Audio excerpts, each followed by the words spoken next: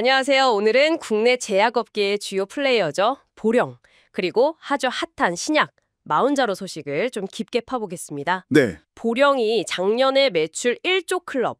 이거 대단한 성과인데 올해는 좀 여러 도전 과제에 직면했다. 이런 분석이 있고요. 네, 동시에 또 기대를 엄청 모았던 이야기죠. 비만, 당뇨 치료제 마운자로 이게 또 국내에 출시된다는 소식도 같이 나왔습니다. 네, 오늘 살펴볼 자료가 바로 그 보령의 현재 사업 상황, 특히 그 신약 유통권 확보가 좀 불투명하다는 거랑 수익성 이슈를 다룬 기사고요. 그리고 또 하나는 일라일릴리의 그 혁신 신약 마운자로가 국내 출시된다는 연합뉴스 기사입니다. 이 두 가지 소식을 잘 엮어서요. 보령이 지금 어떤 상황인지 그 맥락을 좀 짚어보고 또 마운자로 출시가 국내 시장 그리고 당신께 어떤 의미가 있을지 좀 명확하게 정리해 드릴게요. 네, 좋습니다. 복잡한 제약업계 동향 핵심만 뽑아 드릴 테니까요. 집중해 주시고요. 바로 시작하죠. 네, 자, 먼저 보령 이야기부터 해볼까요? 작년에 매출 1조 원 돌파. 이건 뭐 정말 대단한 성과였는데 그렇죠. 기사를 보니까 올해는 이 성장 동력을 확보하는 데 좀 고민이 깊어 보여요. 특히 그 새로운 대형 품목, 이 유통 계약이 중요했을 텐데요. 맞습니다. 기사를 보면요, 보령이 상당히 유력한 후보로 거론됐던 품목이 두 개가 있어요. 아, 네. 하나는 한국릴리의 비만 치료제 마운자로, 또 하나는 비보존 제약의 비마약성 진통제 어나프라주. 근데 이 두 개 품목의 유통권 확보에 좀 빨간불이 켜졌다 이런 관측이 나옵니다. 마운자로는 저 보령이 예전에 릴리의 투룰리시티 유통 경험이 있었잖아요. 네, 있었죠. 그래서 가능성이 높다 이렇게 봤는데 릴리가 직접 할 수도 있다는 건가요? 어나프라주는 작년에 MOU 양해각서까지 맺었는데 상황이 바뀔 수도 있다고요? 네, 뭐 양쪽 회사 다 공식적으로는 아직 정해진 건 없다 이런 입장이긴 한데요. 업계에서는 보령이 이 유통권을 따내는 게 쉽지 않을 거다 이런 시각이 좀 우세한 것 같습니다. 아, 그치, 어너프라주 같은 경우는 MOU까지 체결하고 유통사가 바뀌는 경우가 사실 흔치는 않거든요. 그렇죠. 그 점이 좀 눈에 띄고요.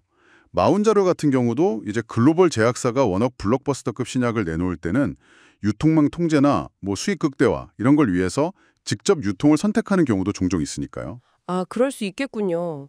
여기에 또 주력 제품 그 고혈압 치료제 카나브 약가 인하 가능성도 아직 남아 있다면서요? 맞습니다. 그 법원의 집행정지 결정이 8월 말에 나올 예정인데요. 뭐 과거 판례를 보면 약가가 유지될 가능성이 높다고는 보지만 그래도 변수는 남아있는 상황이죠. 네. 이런 유통권 문제나 약가 이슈 이런 것들이 보령이 앞으로 매출에 직접적인 영향을 줄 수 있는 굉장히 중요한 요인들입니다. 수익성 지표 떨어진 것도 좀 걱정거리죠. 영업이익률이 계속 내려가서 올해 1분기는 4.5%까지 떨어졌다고요. 네, 2022년, 2023년에는 그래도 7%대는 유지했었는데 상당히 좀 가파르게 하락한 모습입니다. 네. 물론 보령도 이걸 알고 있어서 CSO, 그러니까 판매 대행 조직 활용을 좀 늘린다거나 아니면 CDMO, 위탁 개발 생산 사업을 강화하는 식으로 수익성 개선을 꾀하고는 있습니다. 그래서 이제 곧 나올 2분기 실적 발표가 더 중요해 보이는 거죠. 아, 그렇군요. 자, 이런 복잡한 상황 속에서 보령이 정말 간절히 원했을 것 같은데 그 마운자로가 드디어 국내에 들어온다는 소식이군요. 네, 맞습니다. 바로 다음 달 8월 중순에요. 한국릴리가 직접 출시한다고 공식 발표했습니다. 제2형 당뇨병 그리고 비만 환자를 대상으로요. 마운자로 그 성분명은 터제파타이드고요. 프리필드 펜 제형으로 나옵니다. 마운자로 이게 정확히 어떤 약인가요? 그 GIP랑 GLP-1 이 두 가지 호르몬 수용체에 동시에 작용한다. 이게 핵심이라고 들었거든요. 네, 정확합니다. 세계 최초고 또 유일한 GIP, GLP-1 수용체 이중작용제인데요. 세계 최초 유일. 네, 이게 쉽게 말하면 두 가지 다른 길로 인슐린 분비를 촉진하고 혈당은 낮추고 그러면서 또 식욕 억제랑 체중 감소 효과까지 아주 탁월하게 나타내는 방식입니다. 와. 그 서마운트 5라는 임상 연구 결과를 보면요. 기존의 강자죠. 세마글루티드 성분. 그거랑 비교했을 때 평균 체중 감소율이 마운자로가 20.2%, 세마글루티드가 13.7%였고요. 차이가 꽤 크네요. 네. 허리둘레 감소 효과도 마운자로는 평균 18.4cm, 세마글루티드는 13.0cm. 이것도 상당히 우월한 결과를 보였어요. 이야. 그래서 뭐 제약계 노벨상이라고 불리는 프리갈리행 어워드 이것도 수상했고요. 그 효과를 입증하는 거죠. 효과는 정말 강력하네요. 근데 아까 그 보령의 유통권 확보가 불투명하다 이 이야기랑 연결해 보니까 한국릴리가 직접 출시를 발표했다는 점이 더 의미심장하게 들리네요. 그렇죠.